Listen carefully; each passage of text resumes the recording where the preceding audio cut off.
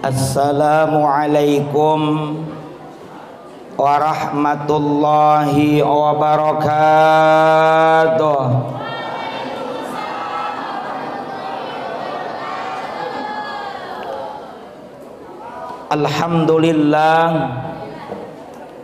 Alhamdulillahilladzi bi ni'matihi tatimmus shalihat. Wassalatu wassalamu ala sayyidis sadat sayyidina wa maulana Muhammad wa ala alihi wa ashabihi kan nujumin nayyirat. Amma ba'du. Yang sama-sama kita hormati dan mudah-mudahan Allah muliakan para guru-guru kita, wabil khusus Al-Mukarram Abi Dr. Kiai Haji Mahsunul Alim MM, Al-Mukarram Abi Dr. Andas Kiai Haji Maslahul Ihsan MPDI, Al-Mukarram Bapak Kiai Haji Suhaifi, Al-Mukarram A Haji Cepi, dan Al-Mukarram Bapak Kiai Haji Islahul Ulum. Juga tentunya yang tak lupa, yang mudah-mudahan Allah senantiasa muliakan dan tambah keberkahan, guru kita sekalian yang baru saja tadi menyampaikan mau'izatul hasanah, ilmu yang luar biasa ibarat intan berlian yang berharga, yakni Al-Mukarram Bapak Kiai Haji Fiqih. Kita doakan semua guru-guru kita Allah berikan keberkahan lahir dan batin, kesehatan zahir dan batin, sehat wal afiyah.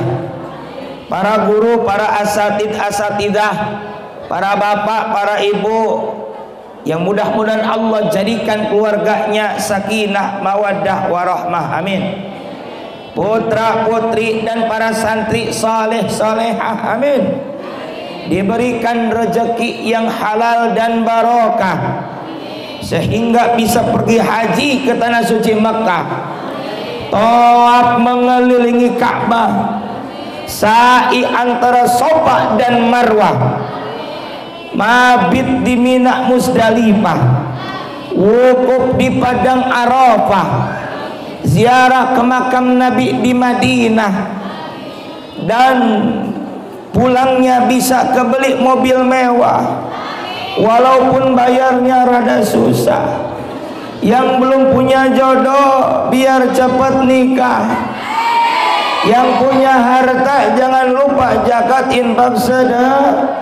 Yang paling penting mati husnul, amin ya Allah ya Rabbal. Daramang sadayana alhamdulillah. Karena itulah kita awali dengan memanjatkan puja yang menjadi penghias rasa kepada Allah yang Maha Kuasa. Puji yang menjadi penerang hati kita sampaikan kepada Allah Rabbul Izzati.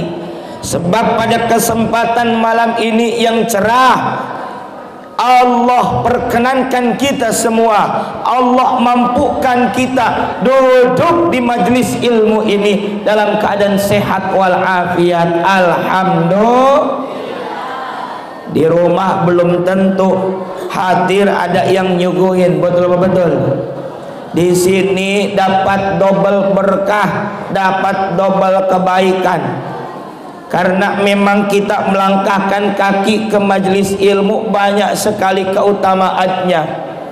Di antaranya kata baginda Rasulullah Muhammad sallallahu alaihi wasallam, man kharaja, siapa orang yang keluar fi talabil ilmi, dalam rangka talabul ilmi, ngaji, fahuwa fi sabilillah, maka ia berada di jalan Allah, berarti ada dalam ridha Allah subhanahu wa ta'ala. Bahkan ini majlis bukan sekedar majlis ilmu saja, meskipun kita semua dalam kondisi santai, Karena tadi kata guru kita Kiai Fikih yang bagus, yang ngaji buka kitab, hadir di depan kiai, hadir di depan muallim. Betul betul. Ini kita alhamdulillah hadir dalam pengajian majlis ilmu juga sekaligus adalah majlis zikir karena disebutkannya asma Allah sehingga di dalamnya adalah zikrullah. Nabi pernah bilang, idza marartum biryadil jannah farta'u, apabila kalian melewati melintas daripada taman surga maka singgahlah. Kita dari awal ada pembacaan maulid, kitab maulid tentang dilahirkannya baginda Rasulullah Muhammad sallallahu alaihi wasallam, ada salawat kepada Nabi, ada zikrullah, tentu pastinya dibacakan firman-firman Allah Ta'ala. Kira-kira itu zikir atau bukan? Zikir atau bukan? Zikir, kita menyebut nama Allah. Maka beruntunglah hadir di majelis yang kita cintai ini. Dan terutama lagi ini adalah majlis dzikra maulidil Rasulillah Muhammad sallallahu alaihi wasallam. Biasanya kalau memperingati maulid Nabi bulan apa biasanya? Bulan apa, Bu? Bulan Mulut. Bulan Mulut, emang ayat bulan Mulut? Bulan Rabiul Awal. Ada Rabiul Awal, ada Rabiul Akhir. Kalau di Sunda Rabiul Akhir disebutnya Silih Mulut. Leres Mak? Silih Mulut katanya ini mak mungkin kira-kira nyata. Sil al-maulud, sil al-maulid, teruskan, lanjutkan memperingati maulid Nabi baginda Rasulullah Muhammad sallallahu alaihi wasallam. Berarti kita memperingati maulid Nabi tidak terbatas hanya di bulan Rabiul Awal saja, tapi hari ini bulan Jumadil Awal kita pun memperingati hari dilahirkannya baginda Rasulullah Muhammad sallallahu alaihi wasallam. Maka bersyukur, beruntung malam ini kita bisa hadir karenanya alhamdulillah. Salawat beriring salamnya semoga senantiasa tercurahkan kepada manusia agung, insan teladan sepanjang zaman yang membawa umatnya minal zulumati ilan nur, from darkness to the lightness. Beliau adalah baginda Rasulullah Muhammad sallallahu alaihi wasallam. Juga teruntuk keluarga beliau, para sahabat beliau, para tabi'in, tabi'ut tabi'in, atba'ut tabi'in, hingga kita sekalian. Baca sholawat saja kadangkala malas bin kedul. Betul. Paling baca sholawat satu kalau malam Jumat dan siangnya, dua itu pun kalau ada bakat. Bakat apa? Bakat yang butuh. Kalau ada kebutuhan, kalau ada masalah, pengen beres masalahnya, pengen dicukupi kebutuhannya, baru kita mengewirin sholawat. Betul. Sholat, Masya Allah, petot-petot oge, belang bentong juga kita mah pengen diaku sebagai umatnya baginda Rasulullah Muhammad sallallahu alaihi wasallam. Maka sebagai bagian dari bentuk kecintaan kita kepada baginda Nabi, dan kita pengen dapat syafaat, kita pengen diaku sebagai bagian dari umat Kanjeng Nabi, maka cinta kepada beliau kita buktikan diantaranya dengan membaca salawat kepada baginda Nabi Muhammad sallallahu alaihi wasallam. Ya Nabi salam alaika, ya Rasul salam alaika, ya Habib salam alaika, salawatullah alaika, ya Nabi salam alaika, ya Rasul salam alaika. ya Habib, salam alaika, salawatullah alaika, sallu ala Nabi Muhammad. Allahumma salli wa sallim wa barik. Para bapak, para ibu, para guru, jamaah sekalian, saya kira di belakang ada tema. Kalau ada tema enak saya ngebahasnya. Para bapak, para ibu, jamaah sekalian rahimakumullah, karena di belakang saya nggak ada tema, saya bebas aja dah. Baginda Rasulullah Muhammad sallallahu alaihi wasallam akhlaknya indah. Kata siapa? Satu kata Allah. Dalam surah Al-Qalam ayat 4 Allah Ta'ala berfirman, Bismillahirrahmanirrahim, wa innaka la'ala khuluqin azim.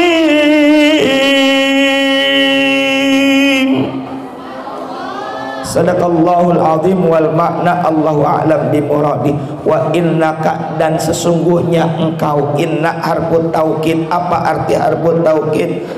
Huruf penegasan, penguat. Sungguh engkau wahai Nabi Muhammad la'ala, sungguh benar-benar ala atas khuluqin azim, akhlak yang agung. Kira-kira kalau menggunakan pendekatan bahasa, kira-kira begini deh, akhlaknya Nabi di atas keumuman kita manusia. Biasanya kalau kita Pak, kalau kita Neng, para santri, kalau dilempari dengan batu kira-kira umumnya marah atau tidak? Marah. Jangankan dilempar dengan batu, diludahi kira-kira marah atau tidak? Oh, lebih marah. Kalau kita dicuri, kira-kira marah tidak? Barang yang kita curi, kita diambil sama orang, marah tidak? Kalau Neng hatinya diambil, dicuri, marah tidak? Wih, tidak, cenah.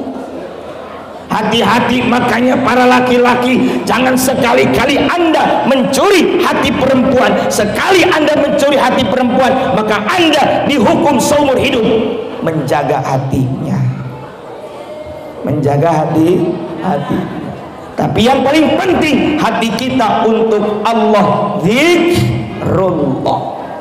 Intermezzo dikit boleh ngapa ya? Lihat, kalau kita dilempari, jangankan dengan batu, jangankan dengan ludah, kita dilempari dengan omongan, baru diomongin, baru dicibir, baru dihina, kira-kira marah atau tidak? Marah. Kadangkala kalau orang belum siap, hatinya tertutup, hatinya keras, dikasih nasihat, padahal itu bagus, padahal itu benar, kira-kira gampang nerima atau tidak? Belum tentu, betul apa betul? Tapi luar biasa baginda Rasul, Allah gambarkan, Allah tegaskan dalam surah Al-Qalam, wa innaka la'ala khuluqin azim, akhlak yang agung, akhlak yang luhur. Kita rendah, akhlaknya rendah, kita pengen ngaku jadi umat Nabi, pengen ngaku jadi hamba Allah, betul betul. Kalau kita biasanya sodakoh nih, kalau kita lihat Pak, dicatat ada tulisan hamba Allah. Kira-kira pengalaman kenyataan yang terjadi itu yang ditulis hamba Allah, biasanya sodakohnya, nyumbangnya, donasinya sedikit apa gede? Kecil apa gede? Biasanya di televisi, di teks berjalan ada donasi untuk korban lumpur, untuk korban Lumajang. Wah, disebutkan sipulan. Lalu muncul tulisan hamba Allah. Maaf, kebiasaan di kita biasanya tulisan hamba Allah itu sedekahnya, donasinya kecil apa gede? Kecil. Padahal baginda Nabi diaku jadi hamba Allah. Subhanalladzi asra bi'abdihi. Maha suci Allah, zat yang telah memperjalankan hambanya. Siapa yang diisrokan di sini? Siapa? Yakni Kanjeng Nabi Muhammad. Dalam kesempatan ayat lain Allah juga berfirman, wa in kuntum fi raibim mimma nazzalna ala abdina fa'tu bi suratin min mithlih. Jika kalian ragu terhadap apa yang diturunkan kepada hamba kami, kira-kira Al-Quran kitab suci diturunkan kepada Nabi siapa namanya? Kanjeng Nabi Muhammad. Beliau diaku sebagai hamba kalau kita cuma ngaku-ngaku doang. Betul apa betul? Nabi Muhammad diaku sebagai hamba, ibadahnya luar biasa, hatinya bersih, beliau dijamin maksum dari dosa, ibadahnya siang malam, bahkan puasa ditambah yang sunnah, malamnya qiyamul lail, sampai kata Sayyidatuna Aisyah radhiyallahu anha kakinya sampai bengkak. Kita ada yang kakinya bengkak tapi bukan tahajud. Kenapa? Rematik, asam urat. Masya Allah, Nabi akhlaknya agung. Bahkan Al-Imam Wajihuddin Abdurrahman Ad-Dibai, beliau dalam salah satu pasal di dalam kitab Maulid Ad-Dibai, beliau menyebutkan, wa kana sallallahu alaihi wasallam ahsanan nasi khalqan wa khuluqan. Karena kata Imam Suyuti, namanya memperingati Maulid Nabi adalah dengan mengkisahkan baginda Rasulullah Muhammad. Kita cuplik sedikit sajalah dari kitab Maulid Ad-Dibai. Wa kana sallallahu alaihi wasallam, dan adalah baginda Rasulullah Muhammad sallallahu alaihi wasallam kana nasa khalqan wa khuluqan. Beliau adalah bagus khulqan, rupanya, wa khuluqan, dan akhlaknya. Segini aja dulu. Akhlak beliau bagus, rupa beliau bagus. Kata seorang ulama ahli hadis namanya As-Sayyid Muhammad bin Alawi Al-Maliki. Beliau berkata, bagaimana ketampanan rupa baginda Nabi dibandingkan dengan Nabiullah Yusuf alaihissalatu wassalam. Karena kita umumnya apal, paham, tahu di antara para nabi yang 25 nabi dan rasul itu yang dikenal nabi yang ganteng siapa biasanya? Nabi Yusuf. Lalu bagaimana dengan baginda Nabi Muhammad sallallahu alaihi wasallam? Kata beliau bahwa baginda Nabi dengan Nabi Yusuf diibaratkan seperti ini. Allah memberikan ketampanan 100%, 50% untuk baginda Nabi Muhammad, 25% untuk Nabi Yusuf, dan 25% lagi digaulkan, dibagikan untuk umat manusia pada umumnya. Jadi kalau kita nih yang laki-laki, para bapak, para santri putra, kita gantengnya sisa yang 25. Tapi yang luar biasanya, kata beliau, kata Sayyid Muhammad, bahwa ada dua hal kalau masalah ketampanan yang tidak ada pada Nabiullah Yusuf alaihissalatu wassalam, tapi ada di baginda Nabi. Apa itu? Al-haibah jalaliyah, wibawa. Yang kedua, Dhun nuraniyah, artinya cahaya. Baginda Nabi Muhammad sallallahu alaihi wasallam, satu ada haibah al-jalaliyah, wibawa, yang kedua cahaya. Sampai-sampai kita lihat ada seorang penulis namanya Michael Hart.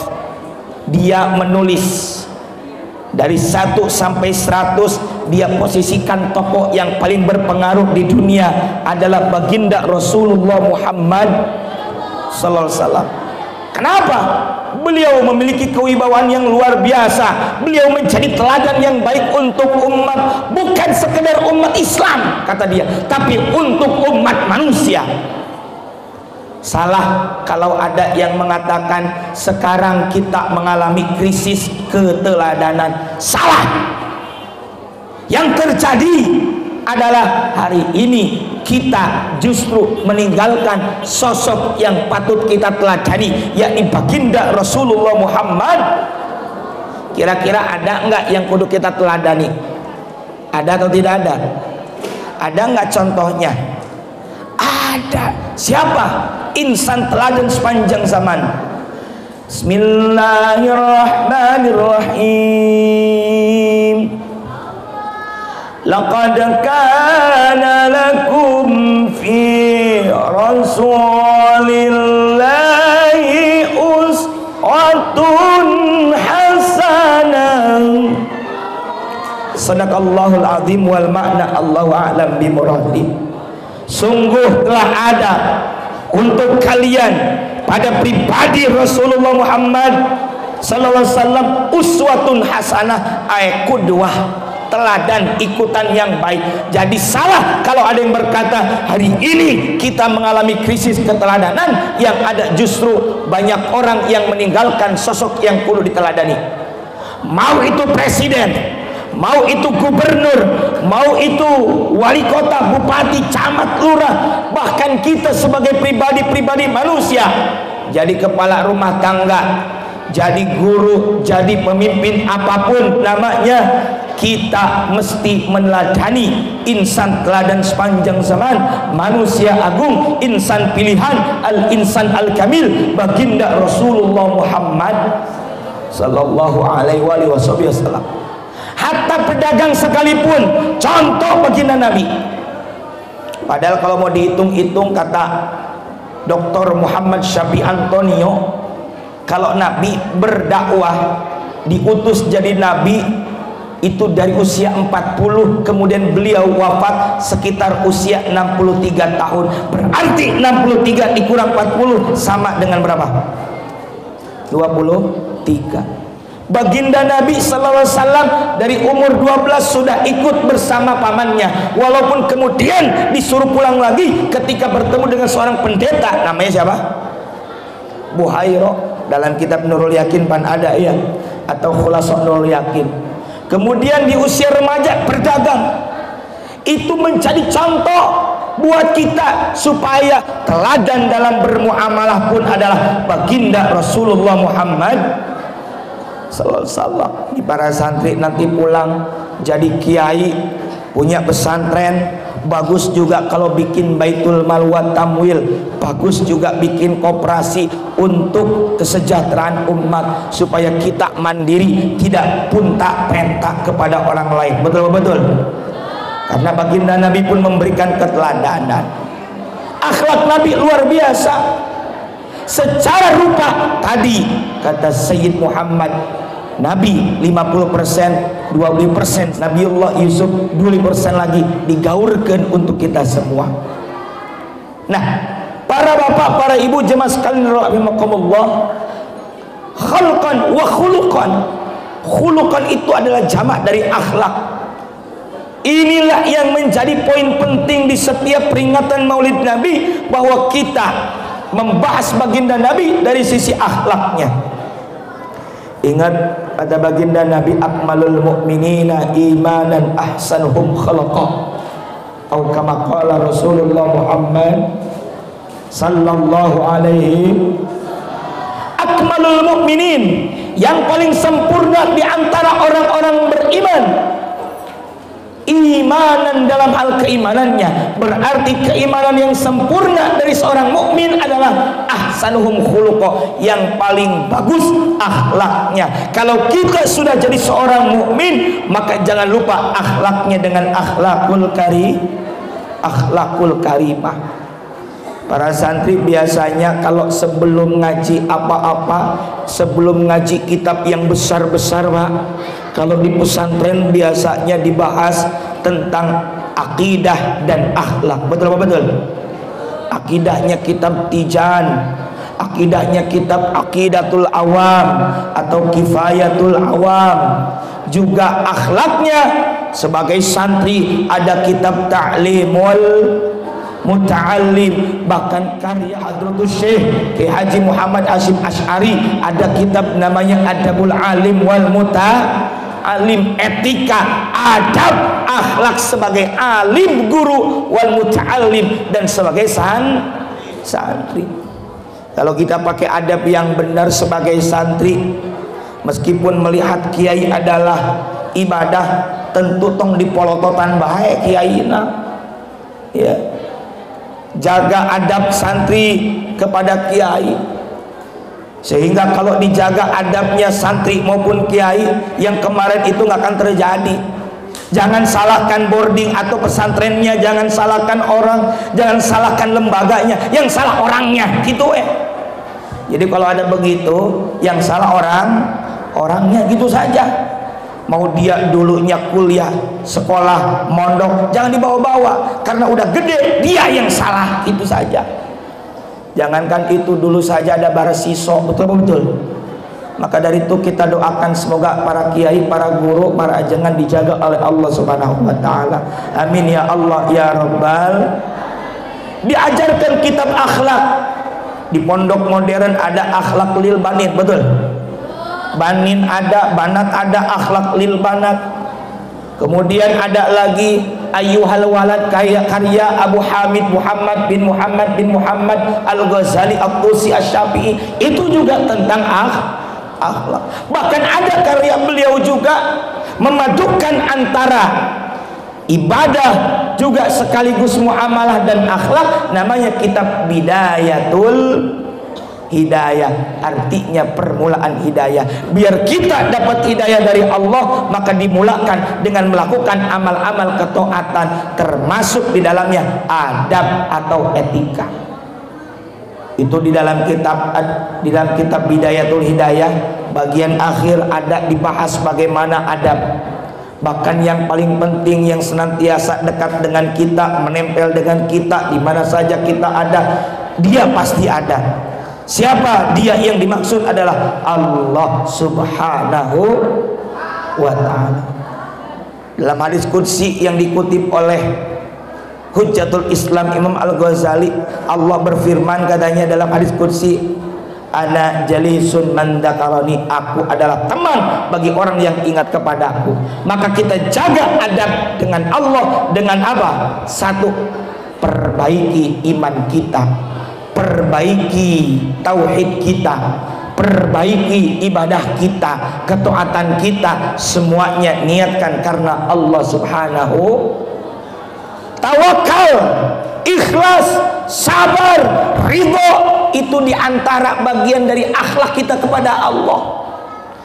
Ketika ada masalah, jangan berkata ya Allah masalah besar. Hei, katakan masalah Allah maha besar. Sebesar apapun engkau, hei masalah, ada Allah maha besar. Makanya kalau kita punya masalah, agama sudah memberikan solusi. Wa may yattaqillaha yaj'al lahu makhraja wa yarzuqhu min haitsu la yahtasib. Sadaqallahul azim wal makna Allah alam bi muradi. Wa may yattaqillah, dan siapa yang bertakwa kepada Allah, satu, yaj'al lahu makhraja, Allah pasti jadikan jalan keluar bagi masalah, problem kehidupan yang dialami. Maka kalau kita punya masalah, segera munajat, mendekat kepada Allah Ta'ala, diantaranya dengan sholat sunat tahajud. Kira-kira kita punya masalah enggak? Pak, punya masalah para santri? Kelihatan dari mukanya. Biarkan ada masalah, ambil emasnya, pelajari salahnya, ambil hikmahnya, pelajari salahnya, jangan sampai terulang kembali. Masalah membuat kita tetap bertahan, bersabar, bertuhan, ingat kepada Allah Subhanahu wa ta'ala, membuktikan kita ini rapuh, kita ini fakir, ila lutfi rabbil khabir, kepada Allah, kepada kelembutan Allah Subhanahu wa ta'ala. jaga akhlak yang baik kepada Allah Subhanahu wa taala, tawakal, ikhlas, sabar, syukur, ridho kepada Allah Subhanahu wa taala. Lalu ada akhlak lagi, bagaimana kita akhlak kepada yang lebih tua, akhlak kepada sesama, akhlak kepada yang lebih muda. Ini kita singkat karena Ki Abdullah Nawawi sudah hadir. Karena ngaji jangan lama-lama, yang penting singkat, padat, melekat, pulang jangan lupa bawa ilmu yang manfaat. Udah kena berkat wae. Kepada sesama kita menghargai, kepada yang lebih sepuh kita tentu menghormati, kepada yang lebih bawah kita mencintai. Bagaimana baginda Nabi kepada yang lebih muda saja, seperti ada Abdullah bin Umar bin Khattab, ada Abdullah bin Abbas bin Abdul Muttalib, ada lagi Anas bin Malik. Itu diantara anak-anak muda, termasuk juga menantu beliau yang juga adalah sepupu beliau. Siapa namanya? Siapa namanya? Sayyidina Ali bin Abi Thalib radhiyallahu ta'ala anhu wa karramallahu wajhah. Bahkan satu waktu pernah Nabi memberikan sayembara, siapa yang bisa mengkhatamkan Al-Quran satu malam maka ia boleh menikah dengan Fatimah. Semuanya ikut. Sayyidina Ali sedang santai tiduran. Kata baginda Nabi, "Hei Ali, kamu tidak ikutan, kamu tidak baca Quran satu kali khatam?" Sudah. Kata siapa? Benar. Iya, saya baca Al-Ikhlas 3 kali. Kata engkau ya Rasul, 3 kali baca surah Al-Ikhlas setara nilainya dengan sekali khatam Al-Quran. Wah, luar biasa. Karena cerdas, jadilah dinikahkan dengan Sayyidah Fatimah Az-Zahra radhiyallahu anha. Luar biasa, alhamdulillah. Cerdas Sayyidina Ali. Makanya kata baginda Nabi apa? Anna madinatul ilm wa aliyun babuha. Anna madinatul ilm wa aliyun babuha. Kata baginda Nabi, Anna, kata Nabi, adalah Madinatul Ilmi, kotanya ilmu, wa aliyun babuha, dan Sayyidina Ali adalah pintunya. Kita yang hadir di sini cinta dengan ilmu dan ulama, maka kita berusaha jadilah orang-orang yang senantiasa belajar, karena itu yang diajarkan oleh baginda Rasulullah Muhammad SAW. Nggak akan paham adab, nggak akan paham etika, nggak akan paham akhlakul karimah kalau tidak dengan cara jalan belajar. Betul. Makanya kata baginda Nabi, kun aliman, jadilah kamu orang yang alim. Ah, saya majang jauhun, masih proses, belum bisa jadi alim. Au muta'al liman, atau jadilah santri yang belajar. Alhamdulillah, ini para santri putra putri senang melihatnya karena cinta kepada ilmu. Walaupun bapak-bapak yang sepuh bukan santri pondok pesantren, tapi senang dengan ilmu. Alhamdulillah. Nggak bisa jadi santri au mustami'an, atau mendengar, jadi pendengar yang baik. Nggak sempet ngaji, sibuk, beneran sibuk, iya, ngurusin orang tua. Tapi Pak Kiai ngaji sebelahan kehalang satu rumah, kedenger melalui speaker alat pengeras suara, nyampe ke saya. Kalaupun saya tidak tahu, saya akan datang ke Pak Kiai untuk bertanya. Itu mustami yang baik. Betul apa betul? Ada media hari ini cuma membantu saja, tapi yang paling penting adalah talaki, bertemu langsung dengan para guru-guru kita. Alhamdulillah, barokah. Nggak bisa, nggak sempet ngedengerin juga, nggak ada waktu. Beneran au muhibban, atau jadilah pencinta, cinta ilmu, cinta ulama. Jadi kalau tidak bisa, ayo sibuk bekerja, karena tidak semua mungkin jadi kiai, maka kita jadi pecinta ulama. Abi, Pak Kiai, saya ini tetangga, saya ini sering bawa penumpang ke sini, Saya cinta sama ilmu, saya cinta sama Pak Kiai, saya cinta kepada santri yang gemar thalabul ilmi. Saya nggak bisa ngaji mah, tapi saya cinta.